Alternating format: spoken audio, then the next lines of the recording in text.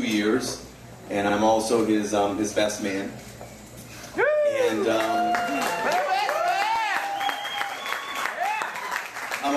I'm also his best man. Wow, look, I'm gonna try that at home. Anyway, neither Marvin nor Donna like to be the center of attention, so I'll tell you a little story first, and then we'll get a little more serious. But when Marvin asked me to be the best man, I was absolutely honored. He's lived a million places in the world, and he knows 10 million people. And you know, you start to reflect back, and you think that growing up as a child, you always do things, and like maybe it wasn't the nicest thing or whatever. So as Donna's sister Joey probably pointed out to you all, I'm not the largest man in the world. And we grew up in a neighborhood that was a land of giants. I mean, absolutely everybody. Where's Marvin? So Bill and Billy and Mike and Sam and you know, they all outweighed us by a good 150 pounds and about a foot at least. And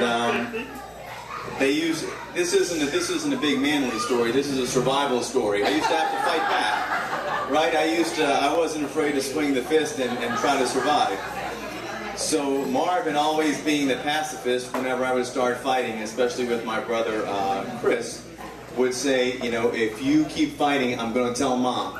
And if you've ever met my mom, she's sitting all angelic over there, but she was the original, like, MMA UFC. You know, so you knew you were going to get it anyway, so I would tell him, if you tell Mom, I'm going to beat you up too.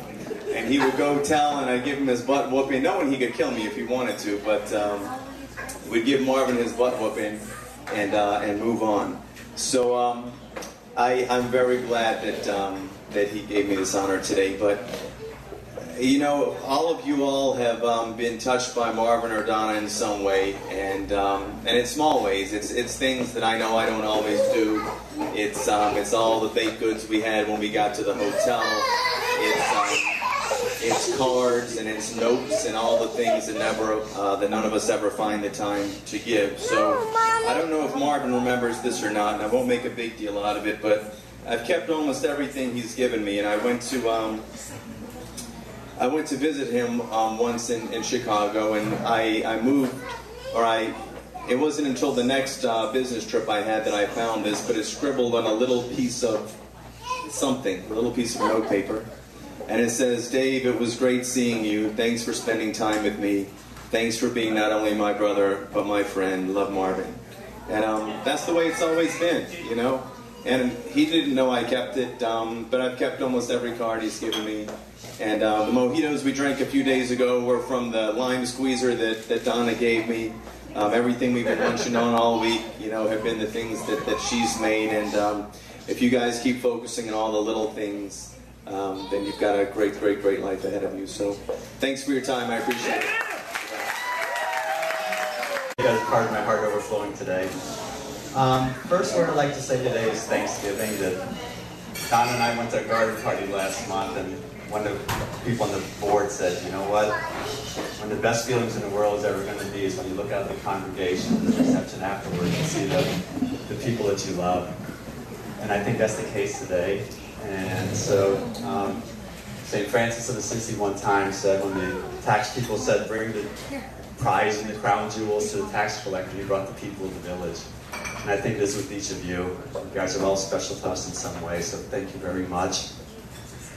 I'm married, so where's Lori Davis, right? And where's Sophia Scalzetti back there, right? And so, two people have said that it never happened, and so we want to start with some of the people who come far away. We've got the Messina family from Italy here today, from Rome. So Fausto. We've got Fausto and Miss Francesca, as you can see. Yeah. And Jojo. I think Jojo and Donna have spoken 2 hours on the phone for each of the last 20 plus years, we'll leave it at that, right? So I don't imagine the phone bills have gone back and forth with each other, so I've been welcomed already. So I think there's a tie though for the first visitors. We've got our people from Rome, but we've also got our visitors from Germany. So,